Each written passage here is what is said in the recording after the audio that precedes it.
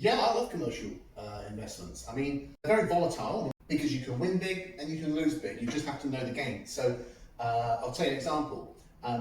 You could go and find an empty unit on the high street, and because it's empty, the valuer will look at it and say, this is a high risk for a commercial landlord because they could buy it, they've got to fix it up. It could take, it could take years to find a tenant that wants to go in there. So a valuer will look at that and say, oh, I think we're going to have to work that out on about a 10% capitalisation. So in other words, let's say the rental value is 20,000 a year.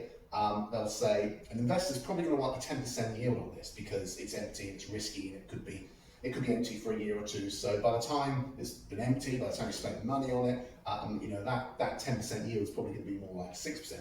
So that's how they may look at that as an example. Okay, so we've got a property that's now valued at 200,000. It's an empty commercial unit.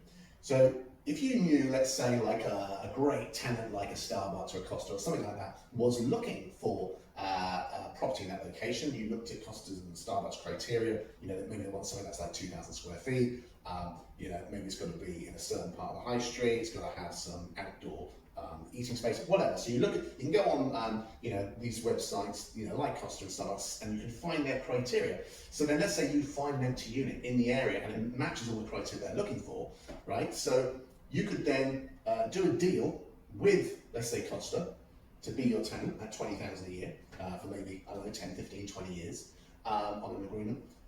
You then buy the property for 200,000. You stick Costa in there on those lease terms that I mentioned.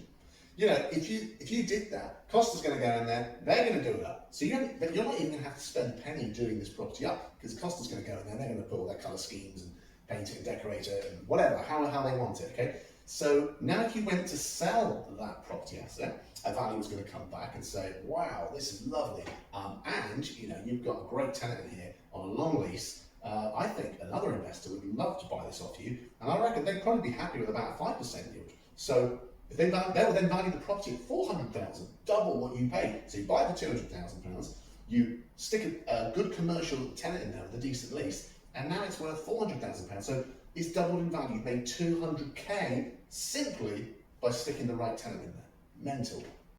And that is the beauty of commercial investment. And you don't have to sell it. You could remortgage the property at 400,000, get a 300,000 quid mortgage loan on it, redeem the old loan you had on it, and your quid's in. You stick money in your bank, and you've effectively created a no money down deal. You've got your deposit back, and you can go again and buy another one.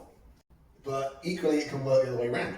So the investor who buys it for 400,000 with Costa in a decent lease, say 5-10 years time, there might be something in the agreement that says that Costa can have a break clause and leave the premises. They might have found somewhere else in the high street they like more. So they bought the property for 400,000, thinking this is easy 5%, and now they're left with an empty property that is now only worth 200,000. So it works both ways. So you've really got to understand commercial property before you get into it, but that's why I said it's volatile, but hugely fruitful opportunities in the commercial space if you know what you're looking for.